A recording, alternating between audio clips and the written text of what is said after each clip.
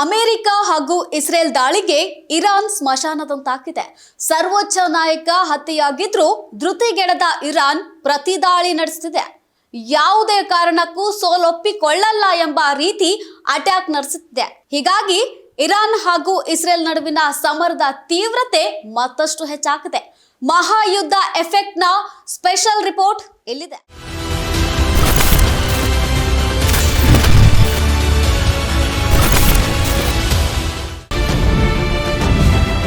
Khamenei ಉತ್ತರಾಧಿಕಾರಿಯಾಗಿ ಹಿರಿಯ ಪುತ್ರ ಆಯ್ಕೆ. ಇರಾನ್ ಪರಮೋಚ್ಚ ನಾಯಕರಾದ ಮುಜ್ತಬಾ ಖಮೇನಿ. ಖಮೇನಿ ಪುತ್ರನ ಆಯ್ಕೆಯಿಂದ ಮತ್ತೊಂದು ಸಂಘರ್ಷ.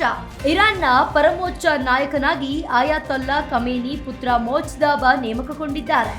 ಇರಾನ್ನ ಸರ್ವೋಚ್ಚ ನಾಯಕನಾಗಿದ್ದ ಅಲಿ ಖಮೇನಿ ಇಸ್ರೇಲ್ ಅಮೆರಿಕ ನಡೆಸಿದ್ದ ವೈಮಾನಿಕ ದಾಳಿಯಲ್ಲಿ ಮೃತಪಟ್ಟಿದ್ರು.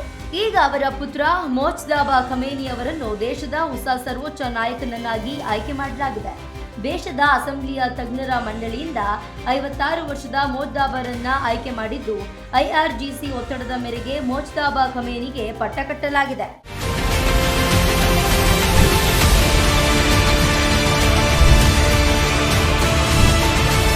ಖಮೇನಿ ಪುತ್ರನಿಗೆ ಪರಮೋಚ್ಚ ನಾಯಕನಾಗಿ ನೀಡಿದ ಮೇಲೆ ಇರಾನ್ನಲ್ಲಿ ಕೆಲವು ವಿರೋಧವು ವ್ಯಕ್ತವಾಗಿದೆ. ಇಸ್ಲಾಮಿಕ್ ರಿಪಬ್ಲಿಕ್ ದೇಶದಲ್ಲಿ ಮೊದಲಿನಿಂದಲೂ ವಂಶಾಡಳಿತಕ್ಕೆ ಸಾರ್ವಜನಿಕರ ವಲಯದಲ್ಲೂ ವ್ಯಾಪಕ ವಿರೋಧವಿದ್ದು, ಹಾಗಾಗಿ ಮುಜ್ತಬಾ ಅವರಿಗೆ ಅಧಿಕಾರ ನೀಡಿದರೆ ಮತ್ತಷ್ಟು ಪ್ರತಿಭಟನೆಗಳು ನಡೆಯುವ ಆತಂಕವೂ ಇದೆ ಎಂದು ವಿಶ್ಲೇಷಕರು ಅಭಿಪ್ರಾಯವನ್ನ ವ್ಯಕ್ತಪಡಿಸಿದ್ದಾರೆ. ಯುದ್ಧದ ನಡುವೆ ಇರಾನ್ನಿಂದ ಮತ್ತೊಂದು ತಂತ್ರ. ಅಮೆರಿಕ ಯೋಧರು ಉಳಿದಿದ್ದ ಹೋಟೆಲ್ ಮೇಲೆ ದಾಳಿ. 24 ಗಂಟೆಗಳಲ್ಲಿ ಅಮೆರಿಕದ 100 ಸೈನಿಕರ ಹತ್ಯೆ. ಇನ್ನೊಂದೆಡೆ ಯುದ್ಧದಲ್ಲಿ ಇರಾನ್ ಪ್ರತೀಕಾರಕ್ಕಾಗಿ ಇಸ್ರೇಲ್ ಅಮೆರಿಕ ವಿರುದ್ಧ ರಣತಂತ್ರವೇ ಹೂಡಿದೆ. ಇರಾಕ್ನ ಇಸ್ಲಾಮಿಕ್ ರೆಸಿಸ್ಟೆಂಟ್ ಸಂಘಟನೆಯು ಎರ್ಬಿಲ್ನ ಹೋಟೆಲ್ನಲ್ಲಿ ಉಳಿದುಕೊಂಡಿದ್ದ ಅಮೆರಿಕ ಯೋಧರ ಮೇಲೆ ದಾಳಿ ನಡೆಸಿದ್ದು, ಆ ಪೈಕಿ 6 ಯೋಧರು ಬಲಿಯಾಗಿದೆ.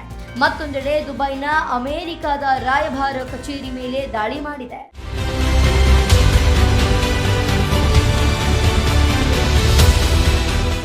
ಇನ್ನು ಟೆಹರಾನ್ ಮೇಲಿನ ದಾಳಿಗೆ ಕೆರಳಿದ ಇರಾನ್ ಸೇನೆ ಅಮೆರಿಕ ಇಸ್ರೇಲ್ ಸೇನೆ ಕಣ್ತಪ್ಪಿಸಿ ಮಿಸೈಲ್ ದಾಳಿ ಸರಕು ಸಾಗಾಟದ ಟ್ರಕ್ಗಳಂತೆ ಮರೆಮಾಚಿ ಮಿಸೈಲ್ ಬಳಕೆ ಮಾಡಿದೆ.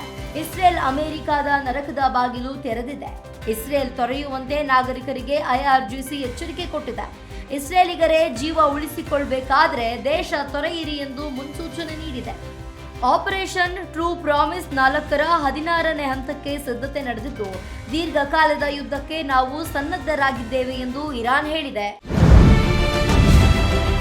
ಇರಾನ್ ಮೇಲೆ 2000 ಡ್ರೋನ್ ದಾಳಿ, 17 ಹಡಗು ನಾಶ.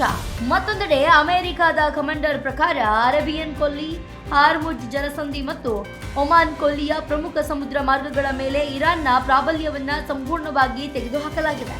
ಇರಾನ್ ಇಲ್ಲಿಯವರೆಗೆ 500ಕ್ಕೂ ಹೆಚ್ಚು ಬ್ಯಾಲಿಸ್ಟಿಕ್ ಕ್ಷಿಪಣಿಗಳು ಮತ್ತು 2000ಕ್ಕೂ ಹೆಚ್ಚು ಡ್ರೋನ್ಗಳನ್ನು ಹಾರಿಸಿದ್ರು. ಈ ಅಮೆರಿಕದ ನೌಕಾ ದಾಳಿಯು ಇರಾನ್ ಅನ್ನ ಹಿಮ್ಮೆಟ್ಟಿಸಿದೆ. 17 ಇರಾನಿನ ಮಿಲಿಟರಿ ಹಡಗುಗಳು ಮತ್ತು 1 ದೈತ್ಯ ಜಲಾಂತರ್ಗಾಮಿ ನೌಕೆ ಸಮುದ್ರದಲ್ಲಿ ನಾಶವಾಗಿವೆ. ಇರಾನಿನ ನೌಕಾಪಡೆಯ ಬೆನ್ನೆಲುಬು ಮುರಿದು ಹೋಗಿದೆ ಮತ್ತು ಇಡೀ ಕೊಲ್ಲಿಯಲ್ಲಿ ಒಂದೇ ಒಂದು ಇರಾನಿನ ಹಡಗು ಉಳಿದಿಲ್ಲ ಎಂದು ಅಮೆರಿಕ ಹೇಳಿಕೊಂಡಿದೆ. ಈ ಯುದ್ಧವು ಈಗ ನೆರೆಯ ರಾಷ್ಟ್ರಗಳಿಗೂ ಹರಡಿದೆ. ಇರಾನ್ನ ಕತರ್ನಲ್ಲಿರುವ ಅಮೆರಿಕದ ವಾಯುನೆಲೆಯನ್ನ ಗುರಿಯಾಗಿಸಿಕೊಂಡಿದೆ.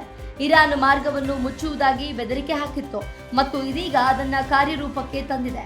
ಟ್ರಂಪ್ನ ನಡೆ ಅಮೆರಿಕ ತನ್ನ ಮಿಲಿಟರಿ ಶಕ್ತಿಯನ್ನ ಬಳಸಿ ಹಿಂದೆ ಸರಿಯುವುದಿಲ್ಲ ಎಂಬುದನ್ನ ಸೂಚಿಸುತ್ತಿದೆ.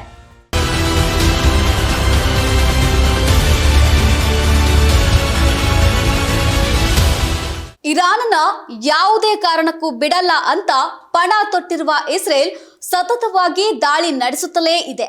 ರಣರಕ್ಕಸ ಅಟ್ಯಾಕ್ಗೆ ನಲುಗುತ್ತಿದ್ರೂ ಕೊನೆ ಉಸಿರು ಇರೋವರೆಗೆ ಹೋರಾಡುವುದಾಗಿ ಇರಾನ್ ಸೈನಿಕರು ಸೆಟೆದು ನಿಂತಿದ್ದಾರೆ. ಯುದ್ಧ ಹೀಗೆ ಮುಂದುವರೆದ್ರೆ ಇರಾನ್ ಸರ್ವನಾಶವಾಗೋದು ಪಕ್ಕವಾಗಿದೆ.